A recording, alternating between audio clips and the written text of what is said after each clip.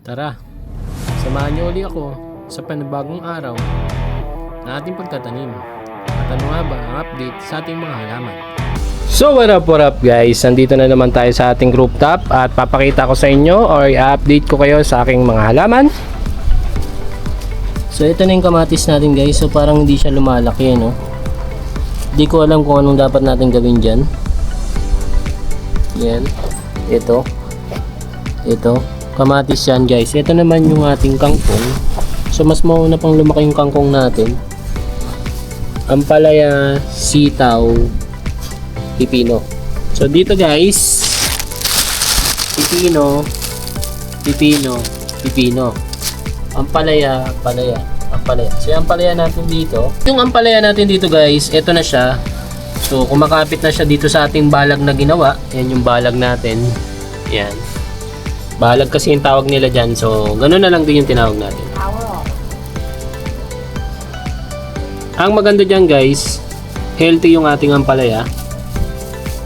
Ayun pa. Tapos ito, sitaw, healthy din to.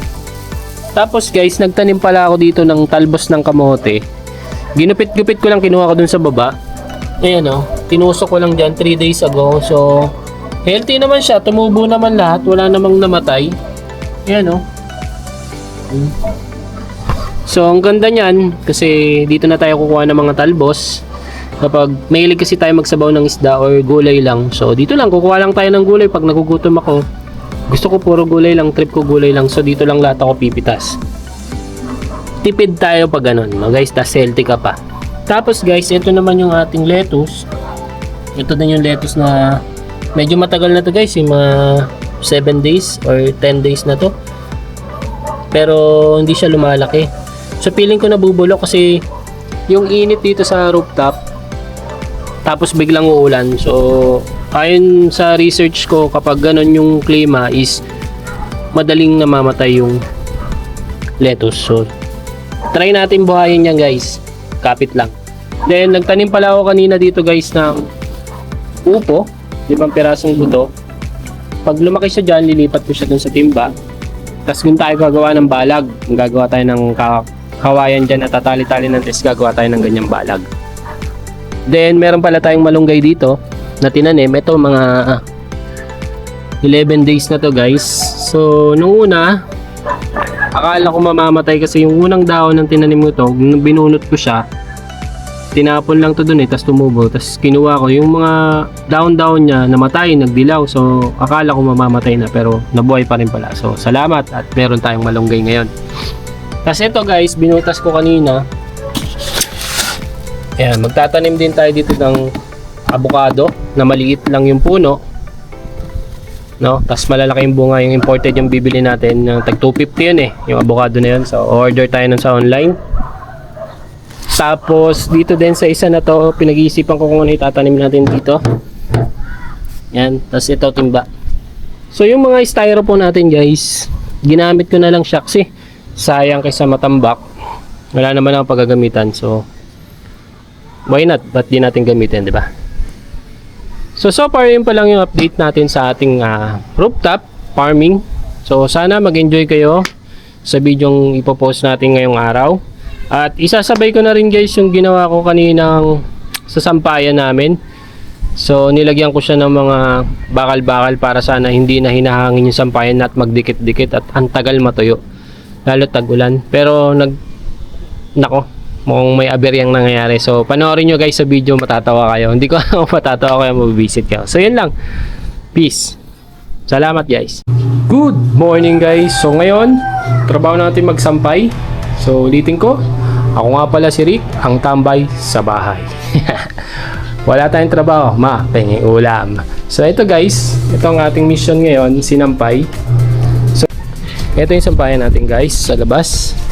So, pag nagsampay ka dito, pababa kasi yung sampayan. So, although kahit pababa siya o hindi, or pantay siya, nagdidikit-dikit kasi sobrang lakas ng hangin dito, guys.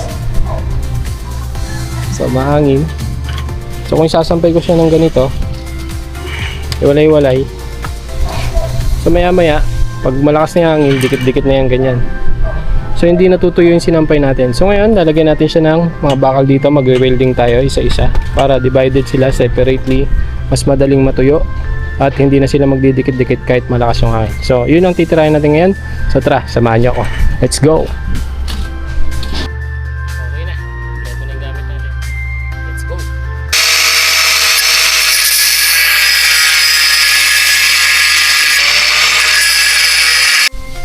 Tapos na natin siya guys sa grinderin. So puputol-putulin na natin to guys.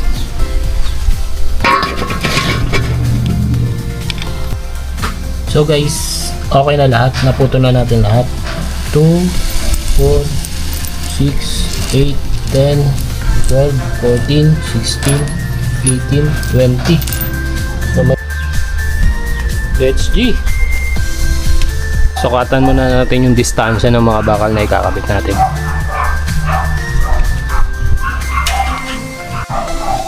Gamitan natin ang pentel pen.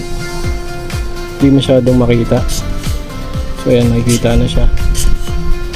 Ay, mali. 4 inches yung laktaw niya. Ayan guys, dyan natin i-welding yung mga bakal na pinutol natin kanina.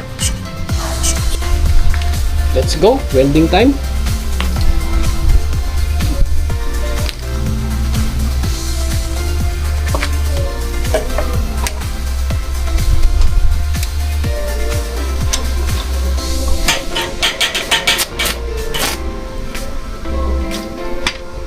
Ito na ang ating kalokohan guys. Butas-butas. Yari tayo nito. So tingnan natin kung gagana. Let's go. So guys, ito na yung resulta ng ating pagiging creative. Yari tayo. Naputol. Yari na naman tayo. Sermon na naman tayo na ito. Stopper, sampayan, gun wrong. Oinks. Yari.